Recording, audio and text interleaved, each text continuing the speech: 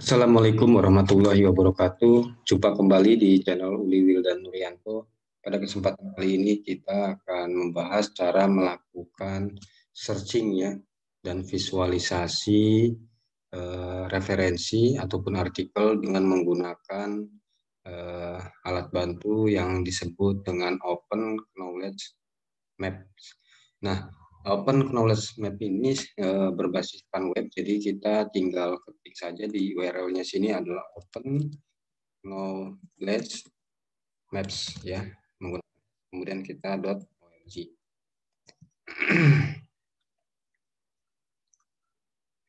Nah, ini adalah screen dari Open Knowledge Maps ya, di mana yang kita gunakan ini adalah versi betanya, artinya ini versi beta ya. Kemudian apa yang membedakan, artinya versi beta ini memang masih terus dalam tahap pengembangan, karena nanti saya akan jelaskan beberapa keterbatasan daripada hasil pengelompokan. Nah, sebelum itu kita akan sedikit mereview apa sih fungsi daripada Open Knowledge Maps ini bagi kita peneliti ataupun bagi mahasiswa khususnya yang sedang melakukan penelitian. Seringkali mahasiswa memiliki suatu ide dalam melakukan penelitian karena sudah ketahui ada permasalahan gitu ya, namun masih belum memahami bagaimana cara mencari referensinya seperti jurnal ya. Sekarang kita bisa ketahui, kita bisa download dengan mudah jurnal-jurnal dari Google Scholar ya. Dari Google Scholar kita bisa searching dengan mudahnya. Namun pada kesempatan kali ini kita akan membahas bagaimana sebenarnya untuk melakukan pencarian riset gap atau kesenjangan penelitian. Kita tahu bersama bahwasanya latar belakang masalah kita bisa dapatkan dari fenomena bisnis ya, kesenjangan antara yang diharapkan dengan yang aktual terjadi. Yang pertama tentunya itu harus ada di dalam suatu penelitian. Kemudian yang kedua adalah riset gap. Ini adalah yang penting juga yang membedakan penelitian kita dengan penelitian sebelumnya. Kita lakukan dengan melakukan mapping jurnal, dan untuk itu tentunya kita harus mendapatkan database referensinya. Nah, langsung saja kita masuk ke dalam sini ya, di aplikasi Open Knowledge Maps, di mana kita lihat di sini ada pilihan menu PubMed dalam kurung Life Science. Jadi PubMed ini adalah database untuk yang berhubungan dengan medical ya, science, kemudian juga biologi, kesehatan dan lain sebagainya. Jadi khusus untuk kesehatan dan medical.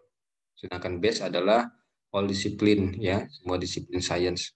Nah, kita nanti akan coba menggunakan base sesuai dengan disiplin ilmu kita. Kemudian juga di sini ada refine your search. Kita bisa klik di sini. Nah, ini adalah seperti halnya di dalam Google Scholar, kita ingin melakukan filter ya. All time di sini adalah kita melakukan filter berdasarkan waktunya. Ya, kita klik di sini ada 4 pilihan all time, ya artinya menyeluruh waktunya. Kemudian last month ini adalah bulan terakhir.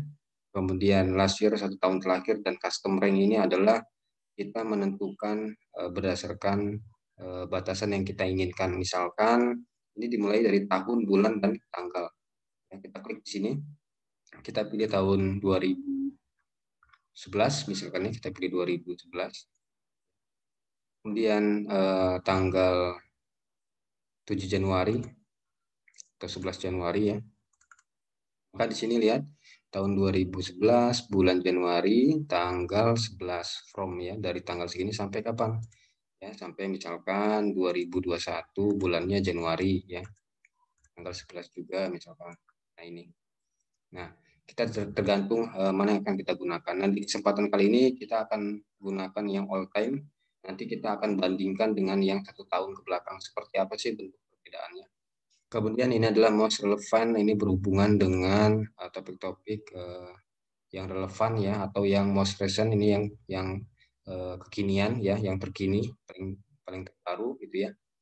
Kemudian juga ini adalah jenis dokumen, tipe-tipe dokumen yang akan kita pilih, apakah audio, buku, ya, bookpart, kemudian conference object, kemudian course material, datasheet, kemudian juga jurnal atau newspaper artikel, kemudian jurnal, newspaper, other content, ada juga lecture, manuskrip di sini ya, ada map dan lain sebagainya. Dan di sini juga kita bisa lihat di sini ada tesis ya, hasil ini untuk yang sarjana ya satu, kemudian untuk doktor dan yang untuk master degree. Nanti kita sesuaikan. Nah, di kesempatan kali ini saya akan pilih yang jurnal garis miring newspaper artikel. Kita klik ya. Maka di sini hanya ada satu tipe dokumen. Jika kita klik dua, maka ada dua tipe dokumen. Ya, saya pilih yang jurnal newspaper artikel.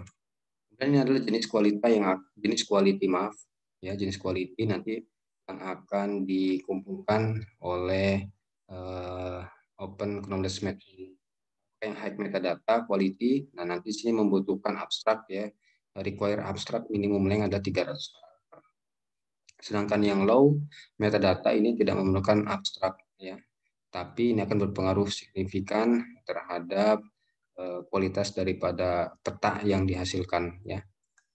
Kemudian di sini kolom di sini adalah subjek yang akan kita masukkan apa. Kali ini saya akan memasukkan budaya organisasi. Ini sebelumnya saya sudah pernah cari ya, jadi saya tinggal klik. Kemudian kita tinggal klik go. Nah di sini proses dilakukan ya, sekitar 20 detik awal mengumpulkan data dari sumber-sumber. Kemudian dikumpulkan berdasarkan proses keduanya dikumpulkan berdasarkan kesamaan teks, dan yang ketiga adalah ditampilkan dalam bentuk peta-peta bola seperti yang kita lihat saat ini. Nah, jadi kurang lebih tadi sangat cepat sekali. Nah, sekarang bagaimana caranya kita menginterpretasikan daripada topik yang tadi kita atau keyword ya, kata kunci tadi adalah budaya organisasi. Kemudian apa maknanya bola-bola yang dipetakan ini. Nah, semakin besar bola atau peta ini menandakan bahwasanya kepadatan density ya atau jumlah jurnalnya di dalam klaster ini semakin banyak. Nah, sekarang caranya kita klik ya. Sekarang kita klik di sini. Ini ada 1 2 3 4 5 6 7 8 9 10 11 12 15 ya, ada 15. Kemudian jika kita ingin melihat seperti ini hubungan antara pengurusan sumber daya manusia, budaya organisasi, dan prestasi organisasi. Kemudian kita klik lagi, ini ada kesamaan. Jadi yang dikumpulkan dalam satu peta ini, bola ini adalah memiliki kesamaan ya. Kemudian ini adalah penguatan budaya organisasi dalam meningkatkan kualitas kerja pegawai. Kemudian ini pengaruh budaya organisasi dan seterusnya. Untuk kembali kita tinggal klik 2 kali, ya, kita tinggal klik 2 kali. Ya. Kemudian juga kita lihat ini yang semakin kecil artinya density atau kepadatannya, jumlah daripada artikelnya ini tidak terlalu banyak. Ini pengaruh budaya organisasi di sini ya. Pengaruh budaya organisasi, gaya kepemimpinan dan pengambilan keputusan terhadap komitmen organisasi. Kemudian di sini kita klik adalah budaya organisasi dan pengambilan keputusan. Nah, jadi ini berkaitan dengan budaya organisasi dan pengambilan keputusan. Kita lihat, nah, tinggal kita sekarang tentukan posisi penelitian kita akan di mana gitu ya. Apakah kita mencari kesenjangannya dengan misalkan di sini ya, kita cari yang paling jarang ya, atau seperti apa. Atau kita nanti cari di sini, kita ingin membandingkan dari hasil penelitiannya, mana yang hasil penelitiannya sejalan ataupun yang hasil penelitiannya berbeda hasilnya, kesimpulannya kita bisa lihat di sini ya. Misalkan di sini berpengaruh signifikan dan kita cari yang tidak berpengaruh signifikan dalam satu klaster ini. Nah, kemudian yang menguntungkan juga di sini kelebihannya daripada Open Knowledge Maps ini adalah rekan-rekan di sini bisa tinggal download ya. Di mana jika ada di sini keterangan open access ya, ini gembok terbuka. OA atau open access-nya, artinya jurnalnya di sini bisa kita tinggal download ya. Kita tinggal klik. Nah, bagaimana cara kita mengetahui di sini berapa jumlahnya? Jadi pemetaan ini adalah 100 artikel yang paling relevan. Kita akan berdasarkan 100 artikel yang paling relevan, kemudian juga berdasarkan kesamaan. Semakin banyak kesamaan kata, maka akan dijadikan sebagai acuan oleh aplikasinya untuk dijadikan sebagai satu peta. Ya. Nah, jumlahnya adalah 100. Nah, kita lihat di sini, dari 100 most relevant dokumen, sejumlah 81-nya adalah open access. Berarti ada sisanya adalah 19 yang close access, yang bukan open access. Nah, untuk yang open access kita bisa sangat mudah. Kita bisa tinggal klik di sini. Nah, rekan-rekan kita bisa lihat ya. Jadi kita bisa kumpulkan di sini untuk artikel yang open access ini. Kita bisa tinggal download di sini ya. Nah, sangat mudah. Jadi bagi peneliti-peneliti yang baru melakukan penelitian ya, bagi peneliti pemula ataupun bagi kita yang sudah melakukan penelitian, namun kita ingin sedikit melakukan penelitian dengan menggunakan variabel-variabel yang belum pernah kita lakukan, yang kemudian kita agak sedikit kebingungan dalam menentukan posisi riset di mana kita bisa menggunakan alat bantu ini. Jadi alat bantu ini berguna sebagai sistem kita dalam mengorganisasikan referensi yang kita butuhkan tentunya. Nah, kemudian juga kita bisa nanti lakukan citasi ya. Kita langsung bisa lakukan citasi ini. Please set this map as follow ya. Open Knowledge Maps 2021. Nah, ini bisa kita lihat di sini. Nah, kemudian tadi kita masukkan keywordnya dalam bahasa Indonesia. Kemudian sekarang kita bandingkan jika kita masukkan keywordnya dalam bahasa Inggris. Ya. Namun sebelumnya kita ingin membandingkan. Jika tadi kita melakukan filter all time, maka sekarang bagaimana jika kita melakukan filter last year ya, 1 tahun ke belakang. Untuk most relevannya tetap dan dokumennya tetap, baik metadatanya juga tetap dengan variabel yang sama. Kemudian kita klik ya. Nah, di sini ini adalah how it works, bagaimana caranya bekerja. Ya, jadi mengumpulkan 100 artikel yang paling relevan, kemudian membandingkan berdasarkan similarity-nya.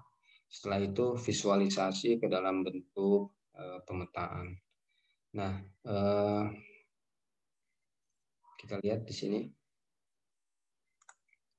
masih prosesnya. Alat ini di develop sekitar tahun 2015 ya. Tahun 2015, 2016 kurang lebih 2015-2016. Nah, di sini kita lihat ya, ini 1 tahun. Kita bandingkan dengan yang all time tadi. Ini ada 1, 2, 3, 4, 5, 6, 7, 8, 9, 10, 11. 11 cluster. Lihat yang sebelumnya ada berapa di sini, 1, 2, 3, 4, 5, 6, 7, 8, 9, 10, 11, 12, 13, 14, 15 cluster. Ya, ini ada 11 cluster dan ini ada 15 cluster. Nanti kita bisa lakukan pemetaan.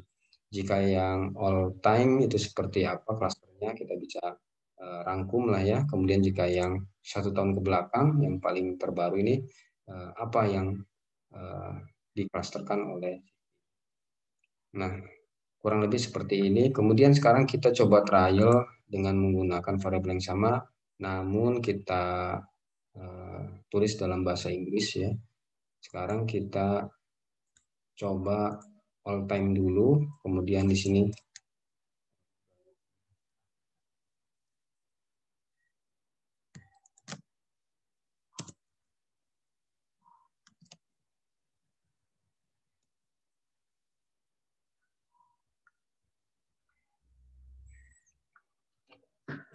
jadi dalam Open Knowledge Maps ini masih dalam terus pengembangan ya, di mana intinya adalah kita mendapatkan beberapa keuntungan dengan menggunakan Open Knowledge Maps ini. Yang pertama adalah kita tentunya mendapatkan gambaran umum tentang topik penelitian dengan cepat ya, dan mudah juga, karena dengan adanya visualisasi ya, bola-bola tadi memberikan gambaran secara instan ke kita ya, secara cepat tentang topik dengan menunjukkan area-area klasternya.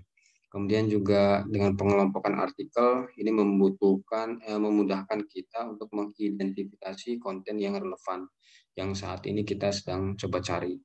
Yang ketiga, keuntungannya adalah kita mampu mengidentifikasi konsep yang relevan dan kekinian ya, yang terkini yang dapat mempermudah dalam menentukan tema penelitian yang akan kita lakukan. Kemudian juga yang keempat tentunya mempermudah kita dalam menemukan artikel-artikel yang open access. Jadi kita tidak perlu klik satu persatu, nah, karena di sini yang open access sudah terdapat tandanya, ya. Jadi kita bisa tinggal langsung download, kurang lebih seperti itu. Dan tujuan dari aplikasi ini di develop ya oleh Dr. Peter Cracker ya dan timnya. Salah satunya adalah untuk merevolusi penemuan-penemuan pengetahuan ilmiah agar lebih mudah untuk di download dan divisualisasi ya. Jadi mempermudah visualisasi ini mempermudah antara persamaan-persamaan hingga bagi dunia sains dan juga masyarakat akan lebih simpel dalam mencari dan melakukan mapping ya, terutama bagi artikel-artikel yang open access. Nah, sekarang kita coba lihat hasil yang kita sudah ini ya. Nah, di sini tadi kita berdasarkan filternya adalah all time, kemudian juga sama parameter filter yang lainnya hanya saja kita tulis dalam bahasa Inggris. Sekarang kita lihat organization culture ya di sini berdasarkan art and culture, kemudian Christian organization, kemudian juga contemporary Christian. Nah, di sini ya beri organisasinya. Kemudian di sini safety, culture, kemudian law passion safety, kemudian ini quality of culture, kemudian di sini adalah cluster untuk accessing culture, kemudian administrative culture dan seterusnya. Kemudian di sini berhubungan dengan organization culture, national culture dan knowledge management ya perpotongannya. Kemudian di sini case study, culture towards organization, kemudian di sini role of organization, kemudian juga ini transformation leadership, kemudian juga ini innovation, policy atau kebijakan ya. Kita nanti bisa tinggal klik ya, kemudian kita lihat di sini seperti apa. Ini kebetulan open access juga. More reform, less innovation ya, berhubungan dengan budaya organisasi dan inovasi berarti. Ini klasternya. Berhubungan dengan budaya organisasi dan inovasi budaya organisasi. Kemudian ini inovasi strategi ya, budaya organisasi dan strateginya. Nanti kita bisa lihat. Nah, kurang lebih kita coba hitung di sini apabila kita masukkan keywordnya dalam bahasa Inggris maka terdapat 1, 2, 3, 4, 5, 6, 7, 8, 9, 10, 11, 12 ya, 12 cluster, 12 cluster dengan menggunakan filternya all time. Kemudian bagaimana jika kita menggunakan 1 tahun terakhir, maka kita klik.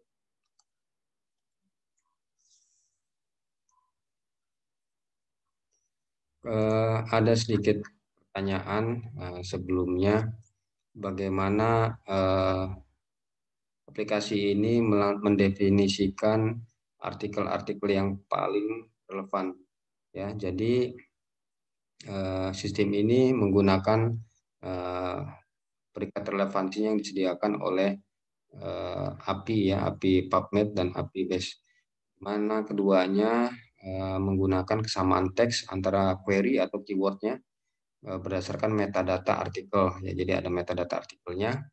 Kemudian jika PubMed yang membedakan adalah ukuran bolanya semakin besar bergantung kepada semakin banyak yang dicitasinya. Sedangkan jika berdasarkan base ya, all disiplin tadi, maka digunakan berdasarkan kesamaannya ya. Itu yang membedakannya. Kemudian juga waktu untuk melakukan download ini adalah karena memang kita melakukan pemetaan terlebih dahulu ya, sekitar 20 detik. Kemudian juga bahwasanya bagaimana judul area tersebut dibuat atau clusteringnya ini Jadi clusteringnya itu dibuat dari kata kunci subjek dokumen yang telah ditetapkan ke area yang sama. Jadi nanti kita bisa lihat ada kesamaan dari keyword ataupun isi dari abstraknya dan seterusnya. Kemudian juga Open Knowledge Maps ini memilih kata kunci dari frase yang sering muncul di satu area. Kemudian juga dan jarang di area yang lain. Jadi pengklasterannya adalah berdasarkan kesamaan dan kesamaan kata ya. Bagi yang terdapat kesamaan katanya sedikit maka akan diklasterkan terpisah. Nah, kurang lebih seperti itu. Sekarang kita kembali bahas yang nah ini ya tadi kita melakukan filter satu lihatnya 1, 2, 3, 4, 5, 6, 7, 8, 9, 10, 11, 12, 13 ya ada 13 di sini.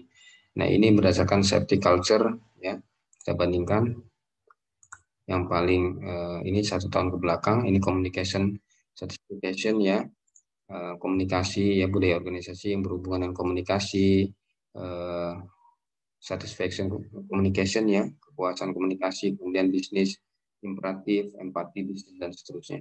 Dan ini berkaitan dengan culture organisasi ya. Kemudian juga chain rule ya. Kita lihat yang semakin besar ini maka akan semakin padat, jurnalnya makin banyak.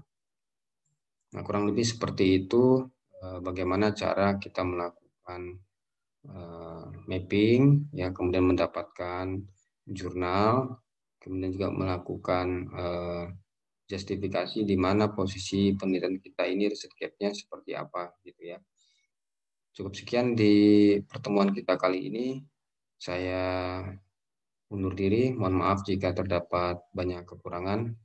Wabillahi taufiq wal hidayah. Wassalamualaikum warahmatullahi wabarakatuh.